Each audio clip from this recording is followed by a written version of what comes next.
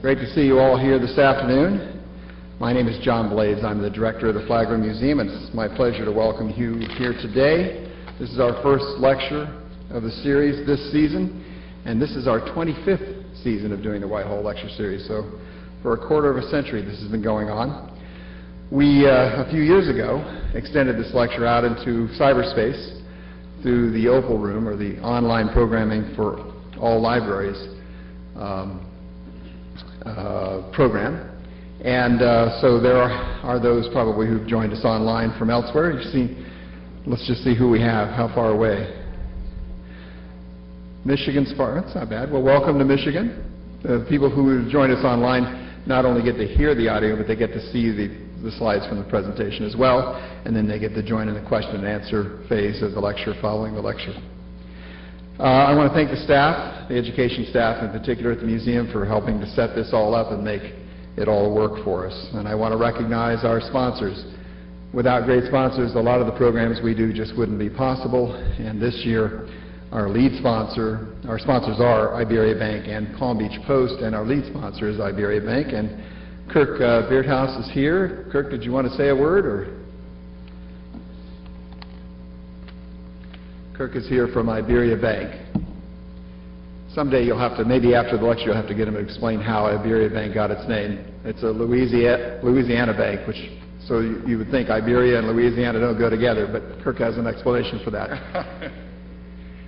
Good afternoon, ladies and gentlemen. I'm the Vice President and Manager for Iberia Bank, and on behalf of Flagler Museum, I'd like to thank all of you for attending this lecture series this afternoon. Iberia Bank is very honored and proud to be the sponsor, and I'd also like to invite all of you to spread this enthusiasm throughout the community and attend all the lecture series here. Also want to invite you to visit us at North Olive Avenue for superior customer service and all of your banking needs. Thank you so much. Here's John. Thank you, Kirk. And speaking of other programs, you have found at your places, I think, a couple of postcards reminding you of upcoming next lecture Sunday at 3 o'clock on vaudeville and the development of the Follies, as well as, I think, a postcard for the next concert in our Flagler Museum Music Series, which happens this Tuesday, which takes place this Tuesday. And I think, in fact, you have a full season program guide at your place, so all of the programs in store for you this season are outlined there. Today's a significant day. This is, as I said, the first lecture of our 25th annual Whitehall Lecture Series, but it's also the 50th anniversary to the day that this building opened as a public museum to the general public. It was a Sunday in 1960, on February 7th, when the first visitors streamed into Whitehall to see the place as it had been restored then. Saved by Flagler's granddaughter, Jean Flagler Matthews, restored over the previous 6 months and open to the public. Our theme for this year's lecture series is popular entertainment. So it's a significant day in that way as well, because we probably couldn't have a greater contrast between the forms of popular entertainment 100 years ago and the form of popular entertainment today, with the most watched entertainment event in the country happening today here in Miami, the Super Bowl. And I should remind you that when the museum was established, there was no Super Bowl, so that's a relatively recent development. And we'll start our lecture series with talking about how theme parks developed. And the key person in developing the theme park idea was, of course, Fred Thompson, when he built Luna Park. And we have Woody Register here to tell us how that happened, what took place, what came together, and there had to be some very big changes to take place in American culture before theme parks would have made any sense to anyone. Woody is a professor at the University of the South at Sewanee, which was founded in 1868, so it basically has been around. It started right with the Gilded Age, following the Civil War, and it's a beautiful campus. He's been there, 18, 19 years now? I suspect part of the reason is it's such a beautiful campus.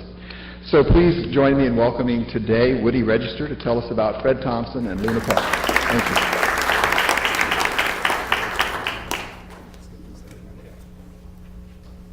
Thank you for that introduction. It's a real pleasure and a real compliment to be here today. I was not familiar with the Flagler Museum, I am ashamed to say, but at least I was able to discover it today. You have an extraordinary landmark here. And one, I guess this is not news to you, one that has been extraordinarily restored and impressed me as I did a very quick tour earlier. So I'm very grateful to have this opportunity, especially to talk about two of my favorite subjects. The turn of the century showman Fred Thompson, whom John mentioned in the introduction, and Coney Island amusement parks. And at actually what is a happily fortunate time. I'm guessing that there are some people here who maybe have spent time in New York City, but probably haven't spent a lot of time at Coney Island. The Coney Island I'll be talking about today is the one represented in this poster from the late 19th century. That is Coney Island as the playground of the human race. But for those of you who haven't been there or don't recognize this representation of it, if you were on a NASA satellite, this is how you would find Coney Island. I'm going to try the pointer here. You can see Manhattan up here, Manhattan Island, with Central Park, I think, right there. And then down here, in what might be called the outer regions of the outer borough of Brooklyn, you have Coney Island, which, like Palm Beach Island, wasn't an island, or at least only suggested an island. But it always captured this sense of going there was like going to an island, another world. If you were flying over New York City in the Goodyear blimp, you would see something like this. And this is Coney Island from closer than a satellite, and this is the beach area, which has been the center of the amusement economy there for really before the Civil War, but especially since the 1880s. And it's this territory right here that was the center of the great amusement parks that were built there in the late 1890s and the early 1900s, what I'll be talking about today. So as some of you must know, I'm hoping, Coney Island's actually back in the news. In fact, the city of New York and the developer, Joseph Sitt of Thor Equities, have combined forces to mastermind the restoration of Coney Island.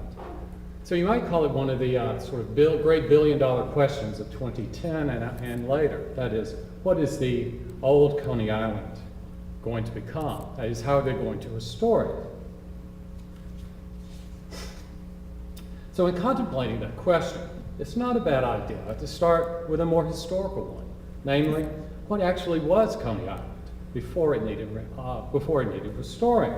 After all, if you're going to bring something back to what it once was, it's a good idea to know what it actually has been in the past. So I think Joseph Sitt's actually a good candidate for this, an appropriate restorationist, although not the kind who would restore a place like the Flagler Mansion. Because his plans are fully in line with the most long-standing tradition or practice at Coney Island, making money, and preferably a lot of money. So in recent years, the developer Sitt has spent some $93 million buying up pieces of what he regarded and others regarded as shabby Coney Island real estate until he had accumulated or stitched together a plot of about 10 acres. And this is a shot, not especially good one, but it shows you Coney Island probably on a winter morning with the boardwalk there, populated only by these rusting trash cans or trash barrels. This would be Coney Island today. So in good American fashion, the developer recently sold about 7 of these 10 acres that he had accumulated. He sold them to the city for $95 million. So he pocketed a tidy profit, and then he kept some of the most valuable real estate, the shoreline property, for himself to develop. Now, many New Yorkers are joining the city's daily news, the newspaper, in dreaming that the city's legendary fun zone will be lifted from oblivion, this would be oblivion, to something that looks like this. That looks like this. That is, it will be restored to its glorious past. This is, I don't know who was responsible for this image, but this is some version of how the new Coney Island might look. Now, Sid's plans have been nothing less than glorious. Several years ago, he described his dreams for the property to New York Magazine. Imagine, he said, imagine something like the Bellagio Hotel. The lights, the action, the vitality, the people, he said. We want to evoke the same feeling you get when you're in Vegas. It's exciting. It's illuminating. It's sexy. And I guess you can be ashamed of whatever you did there after you've been. Now, all of this, as the magazine noted at the time, sounded, this is quotation, incredibly bold and audaciously cheesy, and very much in the Vegas spirit of the Bugsy Siegel, the legendary Depression-era mobster, who was usually credited with transforming a desert crossroads in Nevada into Vegas with an exclamation point. I won't quarrel too much with the comparisons, except to say that this kind of hyperbole overlooks the degree to which Vegas with an exclamation point itself owes much of what it is and has to lend to the revitalized Coney Island, the lights, the action, the people, the sexiness, not to gangsters, but to the old Coney Island of the first decade of the 20th century and an older generation of extravagantly reckless and feckless gamblers, the foremost of whom was this man, Frederick W. Thompson, who most people knew as Fred Thompson, the figure who, more than any other, put Coney Island on the global map. Although he's been dead for a good 91 years now, Fred Thompson might reasonably respond to Joseph Sitt that he already has been there and done that, and Sitt should pay attention. So the point here is not really to scold today's developers for not knowing their history. I actually think they do, as I'll come to eventually. But rather to return to the problem that I mentioned earlier. To understand what Coney Island has been is also to understand what Coney Island meant to Americans in the early 20th century, and still in many respects means today. So to answer these questions, there's no better person to start with, no better person to examine than Fred Thompson, the uncanny designer of Coney Island's Luna Park.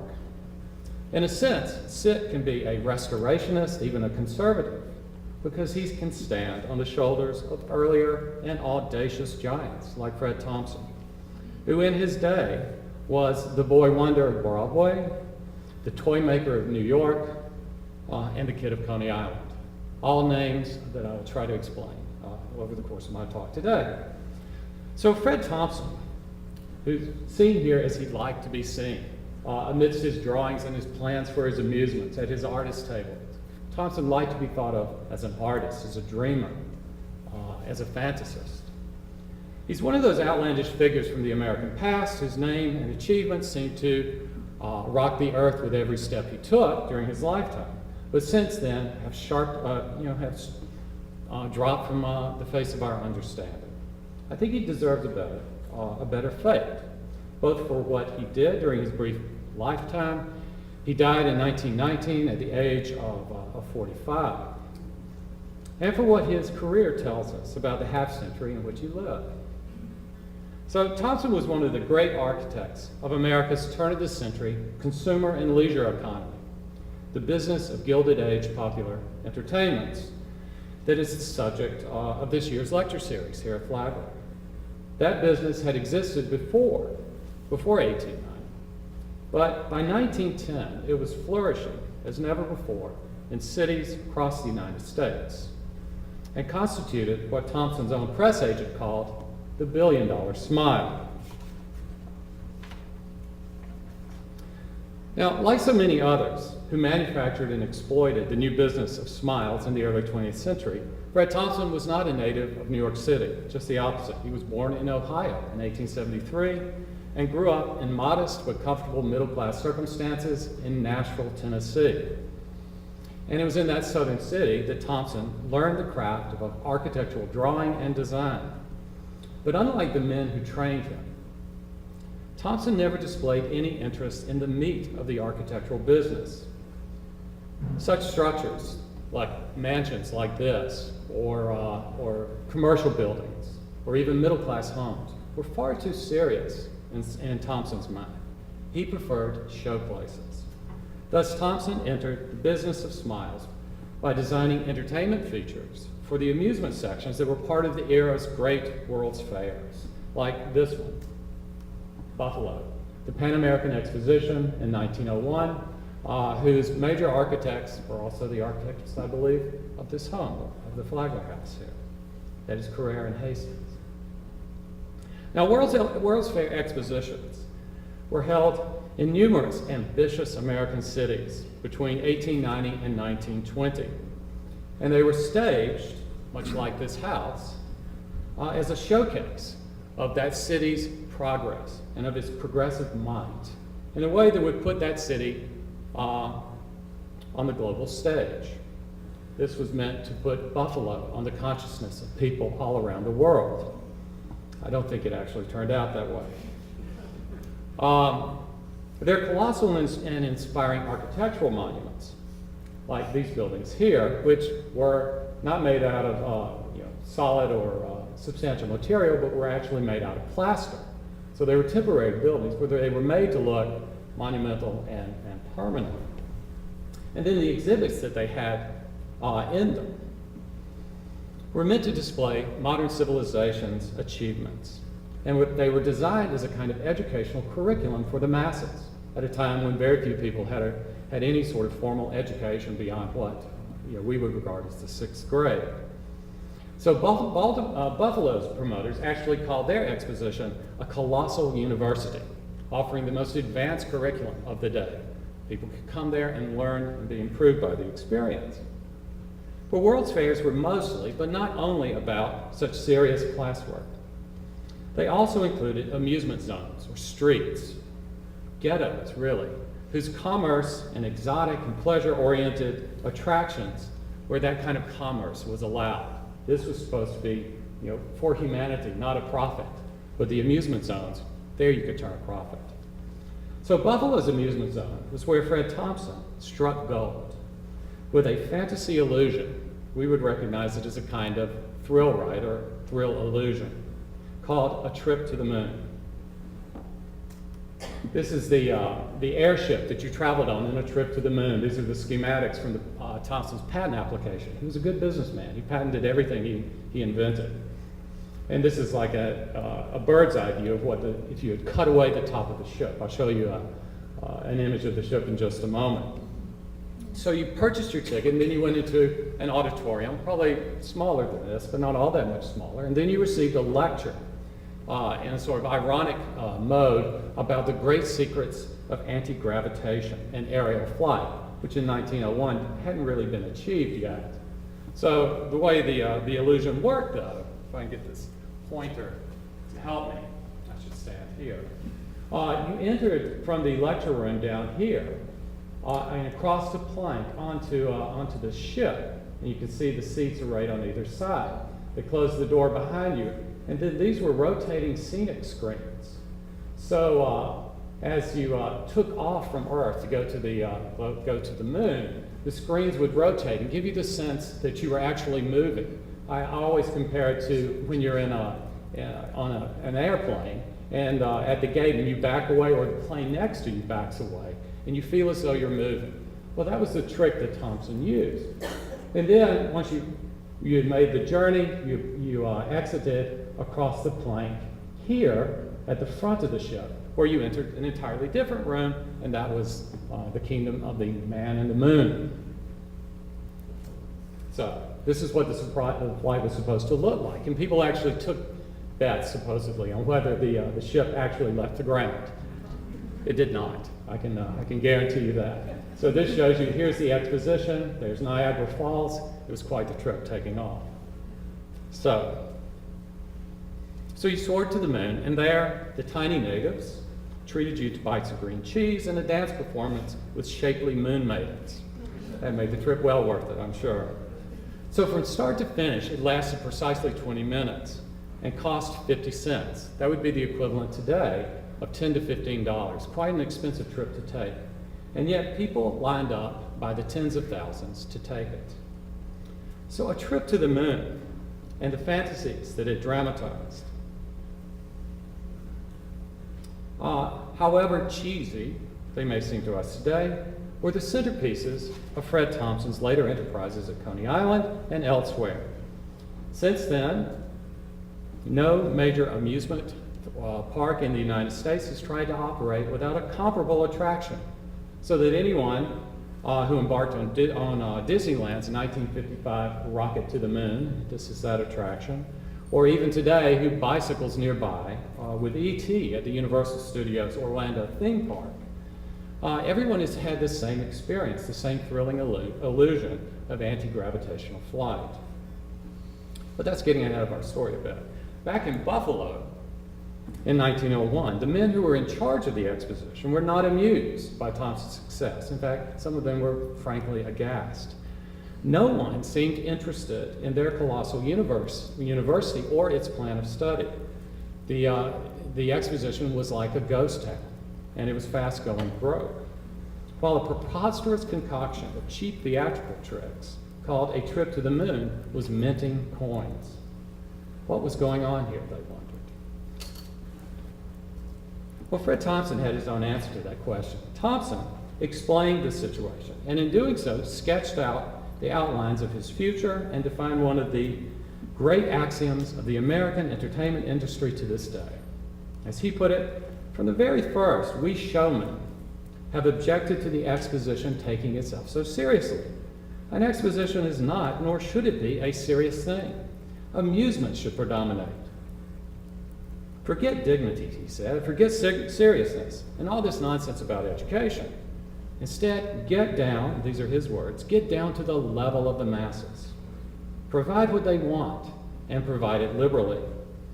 And what they wanted was what he wanted, pleasure and fun.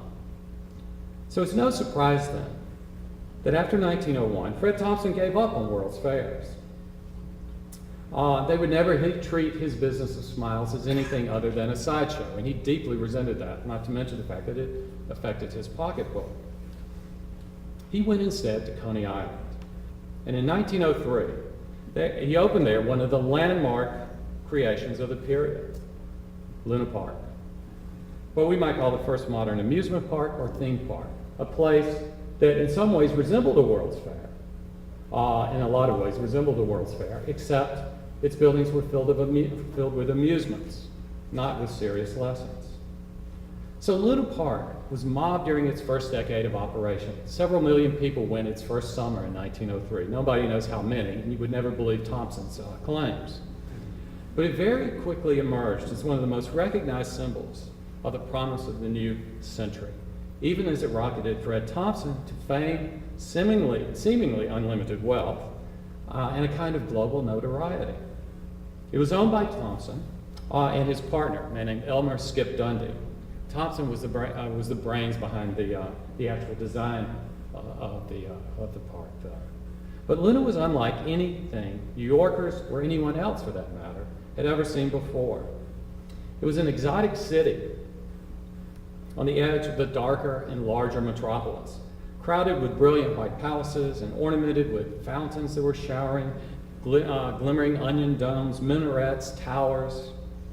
Although all of it was built out of flimsy and inexpensive plaster, much like the World's Fairs at the times, the city of amusement appeared extravagantly luxurious, a vision of what the new 20th century might or should be. As a well-known writer of the time put it, everywhere at Luna Park there was life, a pageant of happy people, and everywhere was color. So, a dime bought these happy people admission to the park, whose fanciful buildings housed dance halls and monkey theaters and circus performances. For another dime, they could watch a spectacle called War of the Worlds or take a trip to the moon. They could tour the park on the back of elephants. Or they could tuck their skirts around them, grab their hats, and take a headlong dash down the helter-skelter.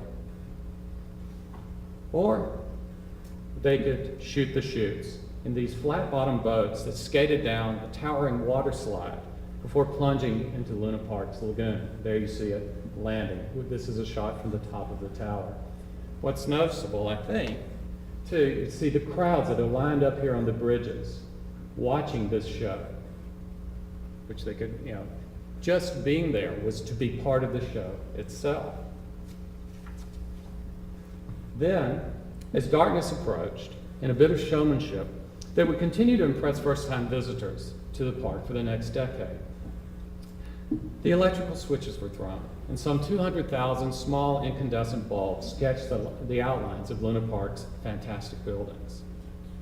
It was, as one writer put it, a thing never to be forgotten, this moment of being sort of jolted by light out of darkness. Now, electrical illumination was not new at this time. People in New York City and in other American cities were familiar with it. But Luna Park's lighting spectacle meant to jolt the imagination. And people commonly agreed that it did. This is a sort of bird's eye view of Luna Park at night, surrounded by darkness. It seems unlikely, I think, that any amusement today could excite or surprise us to the same degree that Luna Park did, the way Luna Park stirred its patrons on that first night and for the rest of its first season and even beyond. I don't think we can quite catch or recapture or imagine just how stunning this vision would have been to people at that time. And yet Thompson had only just begun with Luna Park. Less than 3 years after Luna opened, he startled the city of New York and the sort of business of entertainment by opening the largest theater in the world, the New York Hippodrome, which stamped a block-long footprint on 6th Avenue near Times Square. It's not far from the New York Public Library. The building is long gone by this time. Inside, there were more than 5,000 seats that filled this vast auditorium in front of a stage that was wider than a football field and would accommodate mass choruses, again, of shapely, scantily clad for that day women. That was part of the big attraction, as in this scene. It's hard to tell with the detail here, but this is from its first season. A Yankee Circus on Mars was what this production was called. So in this case, he didn't fly to the moon, he went beyond to Mars. When these productions and the packed houses during its first couple of years were combined with the millions crowding into Luna Park, it certified to observers at the time that Fred Thompson had discovered something new, a mass middle class who not only wanted fantasy and amusement instead of uplifting instruction, but also were willing to pay for it. By 1909, Fred Thompson had moved on to Broadway and produced a string of theatrical plays and extravaganzas that carried the same frolicsome spirit and message to theaters in New York City and beyond, all across the United States. All of these ventures, fantastic and extraordinary as they appear, and as the series, I think, this spring underscores, were actually quite typical of a national revolution in popular entertainments that catered to the nation's rapidly expanding population of middle-class city dwellers, and in some cases to working classes as well. But Thompson's aim was the great middle class, office workers of all types, government bureaucrats, retail sales clerks, lawyers, accountants. All of these part of the fastest growing categories of employment at the time. So in an era when the nation's industries were flooding markets with new things to buy, Fred Thompson and others like him retooled the machines of industry to manufacture and sell commodities of pleasure. So American cities, large and small, in the decades between 1890 and 1920, developed an effervescent economy of low-priced theaters and vaudeville houses, opera companies, dance halls, restaurants, ballparks, amusement parks, Nickelodeons, and eventually picture palaces, and many more kinds of entertainments. And Luna Park, too, was not only typical of that economy, but it also did not invent Coney Island. Since the 1880s, as I said earlier, Coney Island seashore, its resort hotels, and its raucous amusement street, the Bowery, had been a bustling summertime destination for New Yorkers. Although much of the area labored under a very shadowy, seedy reputation for sin and depravity. That is, you could not be respectable and go to the amusements of Coney Island. That was a mark on your character. So if you did so, which many people did, you best keep it to yourself or among your friends. Nor was Luna Park the first amusement park. Coney Island's own Steeplechase Park, which had been operating since 1897, was a vastly popular bazaar of funhouse amusements that jostled people out of their everyday complacency and composure. But Steeplechase seemed dingy and unspectacular, as most of the people who commented at the time said, in comparison with Thompson's City of Enchantment, which changed how people imagined Coney Island, not as a place of moral depravity, but it renovated its reputation to such an extent that in 1913, a department store in Oakland, California, a continent away, named its indoor children's playground the Coney Island. Now, perhaps the best measure of Thompson's achievement is that sincerest form of flattery, imitation. Luna Park immediately was copied in larger and smaller versions throughout the United States and eventually around the world. In 1904, a team of investors unveiled Dreamland, shown here at the bottom. Larger, more spectacular, with more of everything than Luna Park, yet never as popular as the original it copied. By 1910, the nation's cities sparkled with hundreds of amusement parks called Dreamland, or White City, or Wonderland, or Fairyland, or Playland, not to mention at least 19 that were named Luna Park all around the United States. Luna Parks also arose around the world to such an extent that even today you can travel to just about any corner of the globe. Australia here, this is the one in Luna Park in Sydney, Argentina, Saudi Arabia, South Korea, even Baghdad, and find an operating carnival called Luna Park. So Luna Park, I think, it is fair to say, was one of the earliest examples, before Hollywood or Coca-Cola or McDonald's or Disney, of the mighty colonizing power of American popular culture and American consumer capitalism, that Americans were selling something that people in other parts of the world were willing to buy, much as it might upset the cultural authorities in those other nations. But what was it exactly that Luna Park, the exportation of Luna Park to domestic and foreign locales, actually entailed? On one hand, there was nothing, as Thompson himself admitted. There was nothing especially new about it. He said he was just trying to build a place where people would pay to have fun. He was just trying to make money. But on the other hand, Luna was not just a business selling amusement. And Thompson's achievements in the arts of catering to millions were not all that distinguished him. The new idea of Luna Park was embedded in its advertising slogan as the biggest playground on earth. In the playground of Luna Park, Thompson explained, time and time again, and everyone believed him, a man got to be a kid again. The trouble with the present age, Thompson explained, was that there's too much work and too little play. Adult Americans were afflicted with what he called tuberculosis of the heart because they had forgotten how to play. So Thompson's idea then was to sell people the experience of returning to the days, as he described them, when play was everything and responsibility had never been dreamed of. So he prohibited right angles and rectilinear edges in his park architecture because they reminded him of church sermons. And who wants to attend a church sermon? He fashioned instead what he described as an oriental city of soft and alluring curves that appeared to have fallen from the pages of fairy tale books. There his customers could pretend to be children and forget their responsibilities, especially the kids.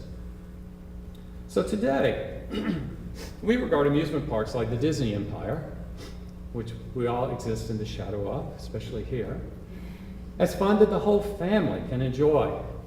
American parents feel guilty of child abuse if they do not take the little ones to Orlando's Magic Kingdom. I confess. So, my child has been, by the way, several times, just not with me. So Fred Thompson deserves some credit for outlining the formula of fun recognizable in these examples today. The fantasy getaways that he invented at Coney Island differed in fundamental ways. The most important one was this.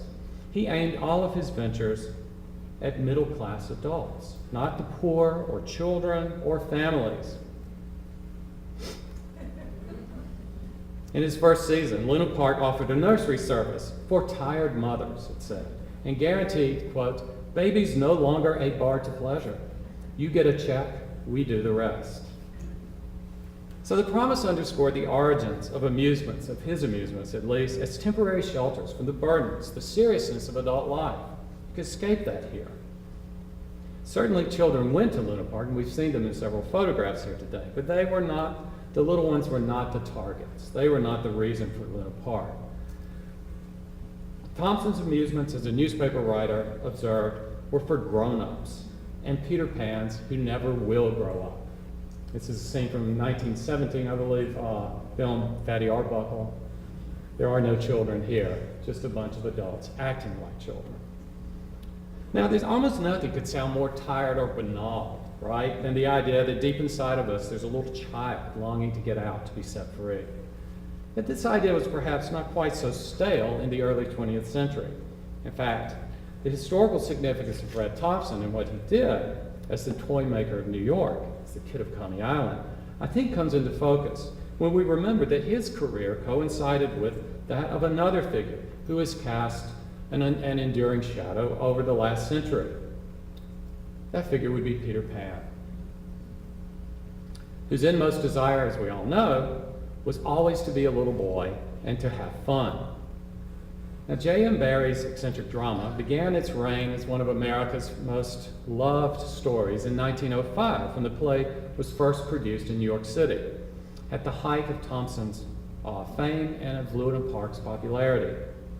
Almost immediately, people began citing Barrie's eternal boy when trying to explain the phenomenon of Fred Thompson and all that he was doing. One newspaper called him a capitalist, amusement inventor, and perennial small boy. Another put it more bluntly. Fred Thompson is a sort of everyday Peter Pan who has lived to carry out absolutely his boyish dreams. And his dreams, Thompson explained, were those of every other man, to live in Neverland. His amusements, he said, would educate people in the child spirit. This image here, this is Maude Adams, who became synonymous with the role of Peter Pan in the United States in the early 20th century. Now today we have a vast industry of self-help therapies, television shows, and movies that exploit this chestnut about our inner child. One thinks of, for instance, the hit television show, 2.5 Men. I don't know if any of you watch that, but apparently millions and millions of people do. Or the films of Judd Apatow, like The 40-Year-Old Virgin or Knocked Up. Or perhaps, most troublesomely, we might think of, the late Michael Jackson, who lived in a compound, as you can see the gates here to it, called Neverland, which even had its own amusement park, even has its own amusement park. Now, as troubled and fascinated as Americans today are about the spectacle of the immature man and the potential of a lifetime of play, again, I cite Michael Jackson, the positive side of the equation was even less visible to men of Fred Thompson's generation or older. The education Fred Thompson proposed in The Child Spirit of Neverland meant convincing men of his generation that it was okay for them not to be what they had always been told they had to be, which was a serious and sober adult. This is my representation of serious and sober adulthood. This is Thomas Mott Osborne, a wealthy industrialist and famous philanthropist from the early 20th century, looking very serious and surrounded by his very serious sons here. All Harvard men, by the way. This is how you're supposed to look, I think. You're a family of Harvard men. Victorian Americans believed that a man should aspire not to play, but to work, to own a business, provide for a family, build up a reputation for responsibility and duty, attention to duty. So a good man was not impulsive like a child. A good man was hardworking and dependable. Pleasure had its place, but recreation, well, it was only supposed to, resuscitate the body, purify the body, enliven the mind, like a World's Fair curriculum. All of this was to say that a man was supposed to devote every moment to making himself a better man. And certainly Thomas Maud Osborne tried that, although his story is a lot more complicated than that. By the 1890s, though, changes were occurring in the U.S. that made it more difficult to be a man in this fashion. Women were encroaching on the public territories of their husbands and sons and fathers. Foreign immigrants were gaining power in America's growing cities. The opportunities to be an independent man were diminishing in a new big business economy in which men were more likely to have a boss than to be their own boss. So if you're strapped to a desk all day, middle-class men increasingly complained that their work gave them little sense of real accomplishment, little self-assurance. Instead, they felt that their lives were unfree, predictable. Why did they work so hard, only to receive so little in return? Well, Fred Thompson explained. He said, today, the average man lives very largely the creature of conventions. He is the tragic victim of set and settled circumstances. Custom and habit force him to take life solemnly. That's the modern condition, as Fred Thompson and others understood it. Of course, nowhere in this brief summary of 19th century ideals were the hallmarks of the emerging pleasure-oriented consumer economy of the 20th century, the words fun and play. So Fred Thompson and others in this growing sector of business cared nothing about molding the characters of their customers. The last thing they wanted was anybody questioning whether they ought to indulge in a pleasure. So his amusements did not try to make people better, only to make them feel better. As a song from one of his Broadway productions explained, if life isn't all that you'd like it to be, remember this. Life is only a merry-go-round. When a man is dead and he's stuck in the ground, the merry-go-round will continue to spin, only without him. Which is to say that only fools would live their lives regretting their past or worrying about their futures. Life is to be lived in the pleasure of the moment, the pleasure of the present. So what made Fred Thompson unusual, although not unique, as I've said, was first his insistence that there's nothing wrong with a man who doesn't want to grow up. He's perfectly healthy, more the better. But he combined this with the second aspect. That is his ability to convert this defense of arrested development into brilliant commercial enterprises.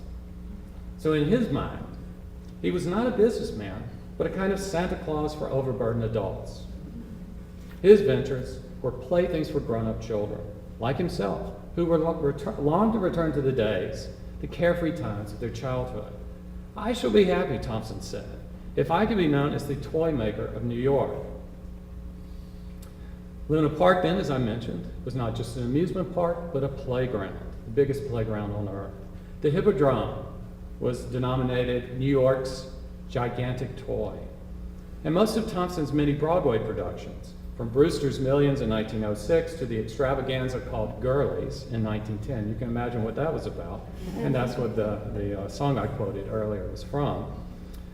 These were confections that dramatized the benefits, the dividends of play. But the most obvious was Thompson's last major venture, Toyland Grown Up. And this is an illustration of Toyland.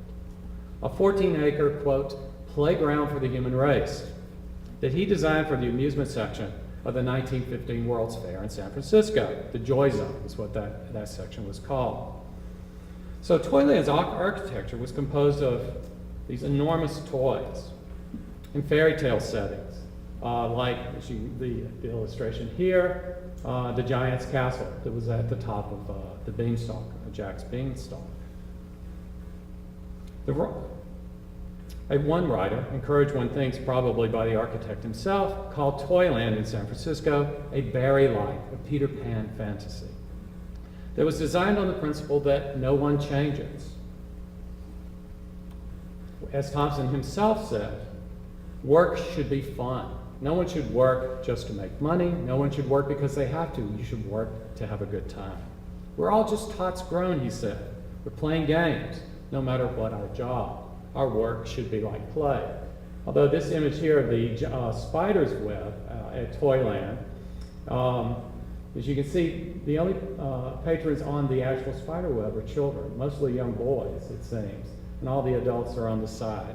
So already, Fred Thompson had sort of missed the boat on recognizing that the great new group of consumers in the 20th century would not be adults, but children. But you can get a sense again, of what Toyland looked like. That's Mother Hubbard's cupboard in the back there, where there was a ballroom that was where you danced on a giant plate. Yet circumstances dictated that Fred Thompson, even if he refused to grow up, had to face the very adult consequences of his actions. By 1912, the showman was bankrupt and physically broken, undone by the extravagance of his unwise investments and what we would diagnose as acute alcoholism. Fred Thompson, as most of the people who worked with him knew, was a terrible alcoholic, or a suffering alcoholic. Luna Park passed into new ownership in 1912, and most of the other projects that danced like sugar plums in Fred Thompson's head never got past the dream stage, the one exception being Toyland Grown Up. Thompson's death in 1919 also coincided with the expiration of the Luna Park phase, both of Coney Island and of amusement parks in general. And amusement parks really wouldn't be revived in the U.S. until the mid-50s with Disneyland. Once moving pictures began generating fantasies that were more exciting for American consumers, amusement parks seemed tired and tawdry and expensive. In 1920, the 5-cent subway came to Coney Island the year after Thompson died. It's interesting to imagine what he would have thought about this, because the summertime crowds at Coney Island actually grew to enormous proportions, mainly with people from the city's immigrant-based or working-class neighborhoods.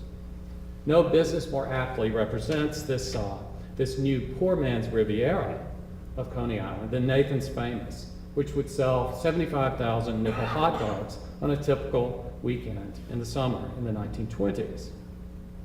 Yet even though new amusements like the Cyclone roller coaster or the Wonder Wheel flourished, the visitors who mobbed Coney Island in the 1920s, and they were mobs, and afterward, it's estimated that 46 million people went in 1943, alone, the summer of 1943. But they didn't go there for the rides. They went there for the cheapest pleasures of all, which you can well imagine here: the surf, the beaches, and the pleasure of being surrounded by countless hot, unclad bodies in the sun. I know that sounds a lot like Florida, but, or at least this part. So Coney Island remained a playground, but it was a playground for the working people of New York, not the human race anymore. So even with the changes that came to Coney Island, the plans of today's developers to shift back to the present a bit, I still think underscore Fred Thompson's prescience. The billion-dollar smile, one of the most important innovations of the Gilded Age, is grinning bigger than ever today, of course. Still, there is something that continues to trouble us about visions that encourage our immaturity in a time of very serious and even dangerous problems. Can we afford to play around, not to mention invest billions of dollars in enterprises that encourage us to play around, when these very adult problems shadow our every action today, and I don't have to name them? The commotion prompted this past week by the President's suggestion that we Americans not blow our hard-earned savings in a spree in Vegas, I think underscores a continuing divide in our attitudes about solid citizenship. As a nation, we cannot afford to play too much or too little. You might note President Obama's apology to the senator and people of Nevada after that statement. The major, even bitter conflicts today that have arisen over the new Coney Island have not been about the focus on fun. As evidence, consider the International Association of Amusement Parks and Attractions, an organization whose recent convention in, where else? Las Vegas, attracted 20,000 or more people in the amusement and theme park business. Now, the IAAPA, as it is called, has a global membership of 4,500 parks and attractions from more than 90 different countries. Its official industry publication, shown here, is called Fun World. Its chairman is this man, Chip Cleary, shown here, who's a vice president of Palace Entertainment, which owns amusement parks from Hawaii to Long Island. Palace Entertainment describes itself as, quote, the coolest company around, whose employees are, again quoting, committed to keeping fun alive. On its employment webpage, the company asks the enticing question, how would you like to work and feel like you're playing? All of this, I would say, sounds as though it's straight from the mouth of Fred Thompson in 1903. Add to that this piece of evidence. On his recent Christmas vacation in Hawaii, President Obama himself took his kids to Sea Life Park in Oahu. Sea Life is a division of Palace Entertainment. So the conflicts at the new Coney Island have not had to address whether you can appear serious and presidential and still go to a fun world with the kids. In today's America, in fact, we're more likely to be suspicious of a chief executive who, in Fred Thompson's words, can't have any fun. So as I contemplate the promise of the new Coney Island, I'm struck that today's redevelopers do not have to convince anyone that Coney Island should be a place of action, lights, and sexiness where people play only the games they like best. Fred Thompson settled that question a century ago, and he wasn't the only one, just the one I'm talking about today. Rather, the conflicts have been about the scale and nature of the amusements to come.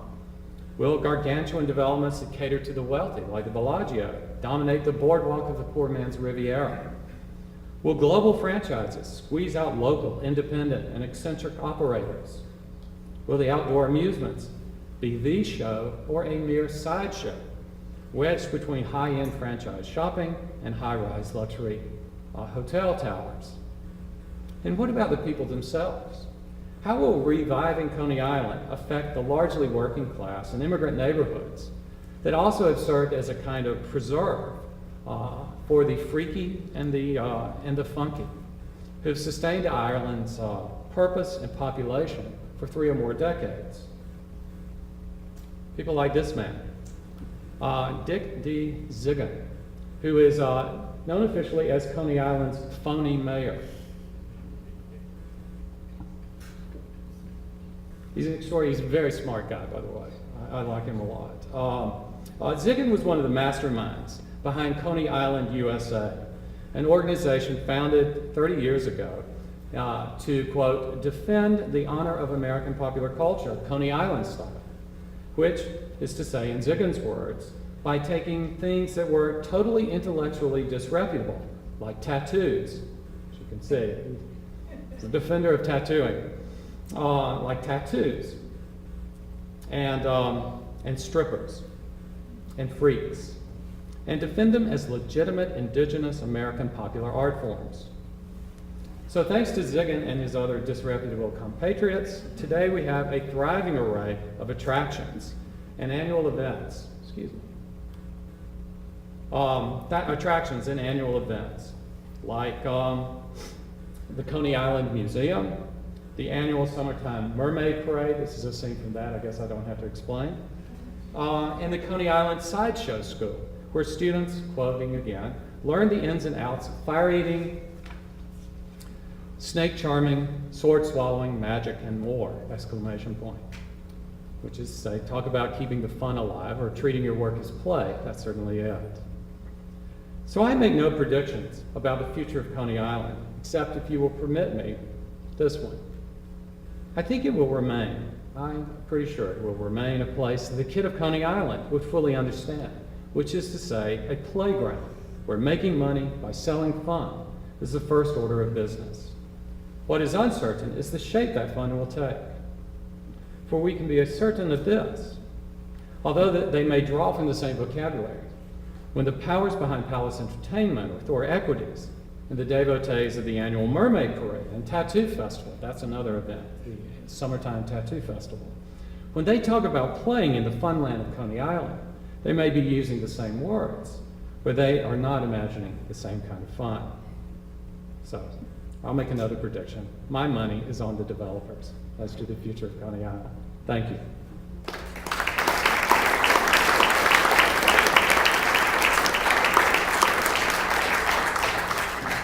I might add as a postscript, just to reinforce the idea that the Gilded Age is still with us, that some websites are now reporting that an Italian company, Zamperla, is going to contract with the city to build the new amusement park, operate the new amusement park at Coney Island. And they have, and these websites are reporting that it's going to be called Luna Park. Questions? And so if I can see you out there, you'll have to wave your hand a bit. Happy to answer questions. Yeah, please. Oh, this new park is going to be based on gambling? No, no gambling that I know of, unless it's probably outposts of off-track betting, I would imagine. So no, it won't be Vegas in gambling, but that's, I think that's everyone's, or at least the developers think that's everyone's idea of what a modern playground would look like. Yeah. What are they doing for transportation to and fro? I think that's a great question. I don't know where the artist came from or artist came from who did this a way of imagining the new Coney Island, but they actually have a parking lot there. So I can't imagine anyone's going to surrender any valuable real estate to a parking lot. It would be mass transit. They've recently renovated the subway stop at Coney Island. It's actually quite nice now. I don't know if any of you've been there to the Keyspan Park. I think it's still called Keyspan Park, where the Cyclones, the minor league baseball team, plays. So the renovation of Coney Island has been going on a while, but it's been stymied. And now that's supposed to rocket ahead towards the future. Yeah, in the back. My husband spent a couple of years growing up in Blackpool, England, and I was wondering if you know if Blackpool's origins were pre-Coney Island or vice versa, or if there were any interrelation between the two. I'm afraid I think Blackpool antedated Coney Island, but not. I'm not sure to what degree its amusements, sort of recognizable amusement sections, did. Thompson and some fellow investors claimed they were going to open Luna Parks all over the world. There was one planned for an island in the Seine in Paris. They claimed to be opening one near in England, to tap into London's population. Those never happened. I don't know why, but there's actually a number of people today who are doing comparative histories of amusement parks in America and other parts of the world. So it's an intriguing question to what degree this American idea was imported and then changed by the local concerns or local wishes. So, I see someone right there. Yeah. Born in '45 in Brooklyn. I remember many weekends in Coney Island. How is it that steeplechase continued, but Luna Park would seem more extravagant? Luna Park, you were born in '45? Luna Park survived. Dreamland didn't. Dreamland burned down, I believe, in 1911 to the ground. But Luna Park and Steeplechase survived. But Luna underwent or suffered several disastrous fires in the mid-40s. And so it didn't last, I think, beyond 1945. But Steeplechase did because it never caught completely on fire. And it remained popular. It was the cheapest of the cheap amusements and remained that way. The Steeplechase race, I think, was still going on in the early 1960s when it finally closed down. So there was still an audience for these, for these kinds of amusements.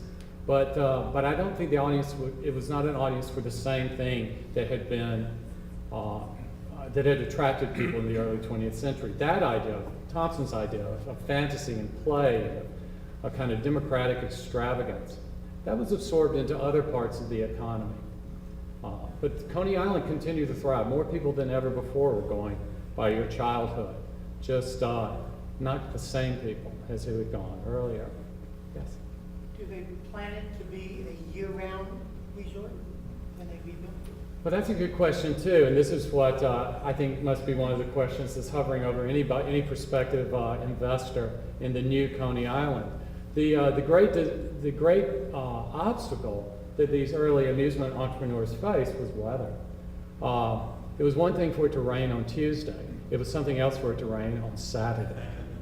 So a rainy weekend in the summer was calamitous. for these operations. So Thompson never made Luna Park a year-round. It could never done. He invented, I don't know if those of you who trace your childhoods back to Brooklyn can remember this, but there was a Mardi Gras celebration on Coney Island that Fred Thompson was instrumental in starting, I think in 1904 or 5. And so that at the end of the season in September, there would be a week of Mardi Gras. So it had nothing to do with the Mardi Gras that we all know, that's associated with Lent, etc., but rather with the end of the season at Coney Island. So it was to bring back people in September when the crowds were dwindling. But he wanted to generate money year-round. He had to keep his operations going. He had a real cash flow problem, and that's why he built the Hippodrome in part. It was a year-round operation, with 10 to 12,000 potential ticket sales for every day of the week, but Sunday. So that was meant to keep his cash flowing through the winter. And then he had an idea of building another amusement park up in the Bronx, or near the Bronx, at the tip of Manhattan Island, the northernmost part of Manhattan Island. But he claims that he was never able to because the plans to extend the subway up there didn't make it. There were political conflicts, and so that amusement park never made it. But he understood what Walt Disney would understand later, that the only way for these kinds of things to make real money, to really pay off, was to operate year-round, and that's why the new amusement parks, after World War II, would be in Anaheim, or in that vast area outside of Orlando, where people can come year-round. Yes, you want to follow? What happened during the Depression? What happened to? Did it continue?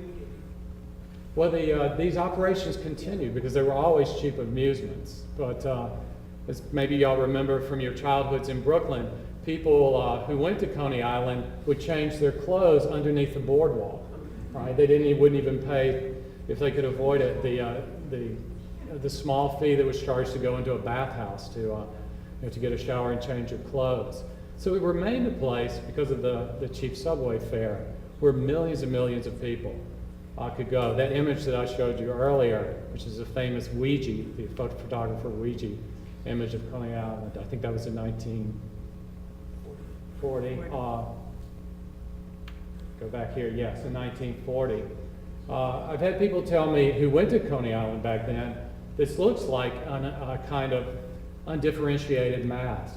But they've told me that actually you knew how to find people there. That is, that neighborhoods would always, people from neighborhoods in Brooklyn would all be in particular places, or you knew where your friends were hanging out. So there was actually an organization to this that's invisible to us. I don't know how much fun that looks like to you, but I think that most of the people there were having a pretty good time. Yes, there's someone right there. Do you know if Walt Disney knew anything about Fred Thompson? That he took his idea, second part of the question, that he risked so much money to build Disneyland in the 50s? And three parts. Why did it become successful in the 1950s when it couldn't have been done before? Was he just a genius, or did he know about Fred Thompson? No one's ever told me that he knew about Fred Thompson. And amusement parks have really gone into decline. I don't know if you remember from that Fun World shot earlier, the International Association of Amusement Park people organized in 1918, probably because they already could tell that business was going sour, I'm not sure. But I'm not aware that he ever knew of what Fred Thompson did, although you can see his ideas everywhere in the early Disneyland, or even in, to some extent, Disney World today. But clearly the influence was there, even if it was unconscious. When Walt Disney tried to get financing for Disneyland in Anaheim, I think bankers thought he was off his rocker. Why would you do this? You're already having a tremendously successful business. Why would you propose something that no one else is doing? I think even his brother, who was his important partner, argued against it. But Disney pushed ahead with it, and of course we know what's happened ever since. So he was going against the grain in 1955. But that was, I don't know what you call it, genius or just kind of lucky stubbornness or what. But we see what happened. Go ahead. Thank you very much, Woody. That was terrific. Great start to our 25th annual Whitehall Lecture Series. I know there are more questions out there, and you'll have a chance to talk with Woody following the lecture. In fact, you'll have a chance to buy a copy of The Kid of Coney Island and have Woody sign it if you like. They're for sale at the back of the room. I just wanted to follow up on the Disney comment. Walt Disney's father worked on the Columbian Exposition, and so the common ancestor here goes back to the World's Columbian Exposition in Chicago in 1893. In fact, Walt Disney's father was so enamored of the exposition, some of you have heard me explain this before, that he wanted to name one of his sons Columbus. That would have been Roy, by the way, until his wife put her foot down and said, that's not going to happen.